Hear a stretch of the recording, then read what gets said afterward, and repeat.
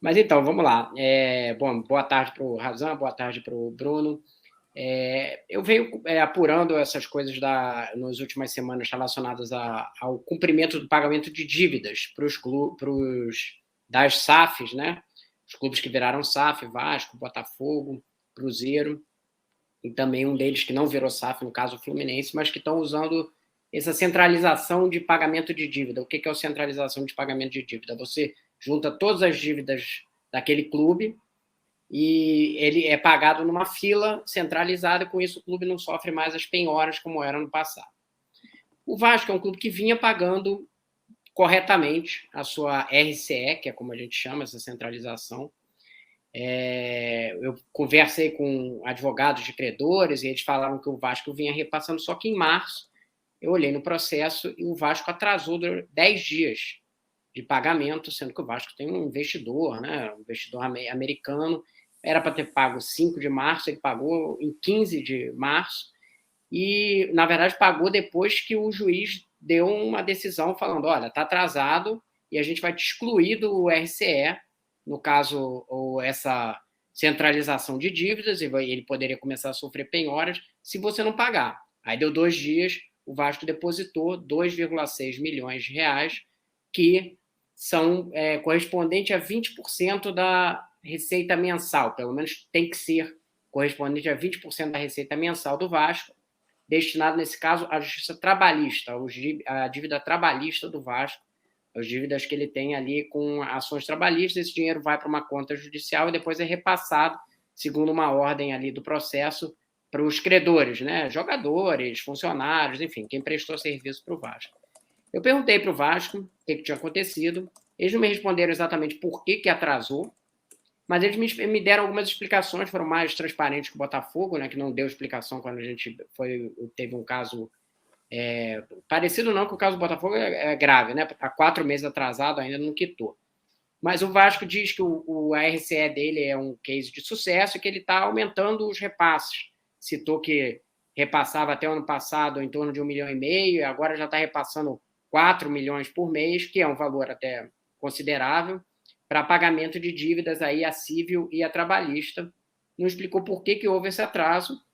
A gente ainda, se o Vasco quiser explicar, vou acrescentar ali tem um post no blog contando a história, e aí eu acrescento essa explicação do Vasco, mas o Vasco foi mais claro em explicar quanto que ele está repassando, como que tem sido feito o cálculo desses 20%, enfim, como que está dividindo as dívidas ali que são na CBF, as dívidas na CBF do Vasco estão separadas, mas teve esse atraso pontual ali de 10 dias, tendo um investidor tão forte como é o caso do Vasco, né, com a 77 Partners, seria bom entender, se o clube quiser depois explicar, o que aconteceu para ter esse atraso de 10 dias, né?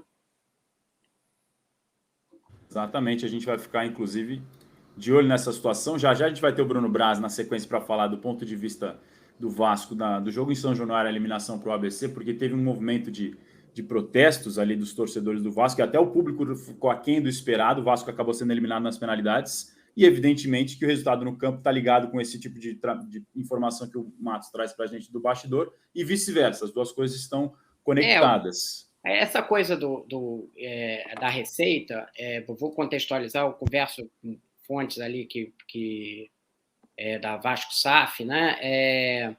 O clube, obviamente, como é uma empresa, está tentando maximizar receitas.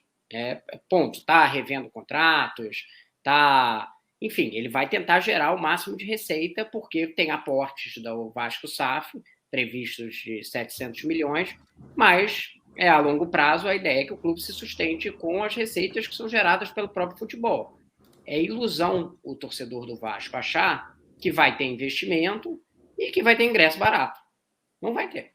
Não tem. Os times que têm elencos caros têm ingressos maiores. Você pode discutir se esse era o momento do aumento, né, de ingresso que causou o protesto da torcida do Vasco, numa ainda fase inicial da Copa do Brasil, com o time ainda engrenando. É uma discussão válida, mas que em algum momento você vai ter que ter aumento de ingressos para bancar um time mais caro, é fato. Acho que não tem muita discussão, assim como vai ter o clube vai tentar renegociar contratos para tentar obter receitas melhores, já está fazendo isso na discussão da Liga, mas vai fazer isso em relação a fornecedores. Deu muito problema na venda de ingresso agora para o Flamengo e Vasco, né? O Bruno já fez essa matéria e talvez o clube tenha que trocar esse serviço. Enfim, tem várias coisas que estão sendo revistas pela... E essa questão do ingresso não está posta. Precisa aumentar a receita do Vasco. Não vai... Precisa aumentar para pagar essas dívidas que a gente está vendo. Precisa aumentar para pagar o elenco que está ali. Os aportes da 777 não são infinitos. Né? A gente até, durante a semana eu publiquei também sobre o Vasco que tem possibilidade aí da 777 negociar, né? Uma venda de uma fatia. Ela está conversando com o Newcastle, né? O dono do Newcastle, que é o fundo soberano da Arábia Saudita. Eu publiquei essa matéria hoje, a Bloomberg publicou a mesma matéria, dizendo que tem esse interesse, já tinha saído uma matéria no The Athletic, tem uma conversa deles se tornarem, ainda não se sabe o modelo, e ainda é algo embrionário, mas você poderia ter uma sociedade aí entre o fundo soberano da Arábia Saudita, que é dono do Newcastle, com o 777, é uma conversa também para o futuro. Tudo isso está posto na mesa. O Vasco é um negócio, hoje em dia, vai estar num patamar diferente do que estava anteriormente, porém, sendo um negócio, tem que ter uma lógica de negócio, e o preço de ingresso está inserido nessa lógica. O Bruno Braz até explicou nos últimos dias sobre esse valor de preço de ingresso que poderia mudar, já ele vai entrar com a gente no de primeira, até para contextualizar um pouco mais essa situação. Informação importante que o Rodrigo Matos fala agora também, sobre esse ponto de vista de mais mudança, então, nesse negócio do Vasco, que, como ele falou, desde que adquiriu, desde que se tornou uma SAF, muda a maneira de administrar o clube e outros aportes de investimento podem acabar acontecendo. Porque ele é um grupo de clubes hoje, né? Acabou de comprar o Hertha Berlin, o grupo do 777. E aí a informação que eu tive, né, que bate com o que foi publicado na Bloomberg também, é que o fundo da Arábia Saudita, em vez de formar um grupo de clubes, ele pensa em se tornar sócio de um grupo que já foi formado, que é o caso do 777, né? Aí você teria todas essas interações. O dono da 777, um dos sócios, já falou sobre isso lá na compra do Hertha. Ele falou que funcionaria com uma sinergia, você cortaria custos, porque teria serviços feitos para toda a rede de clubes. Então, isso é uma coisa que pode se esperar também no futuro do Vasco. E também sinergia ali dos negócios, patrocinadores, enfim, como faz o Grupo City, de uma certa forma, né? Essa a lógica.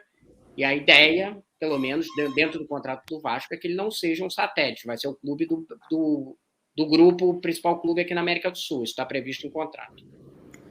Informações importantes enquanto toco o interfone, porque programa ao vivo é assim mesmo. Rodrigo Matos, quero te agradecer mais uma vez pela participação aqui no nosso de primeira, amigo. Valeu, gente, estamos aí e sempre voltamos. Valeu, Bruno. Valeu, Razan. Bom fim de semana. Até mais.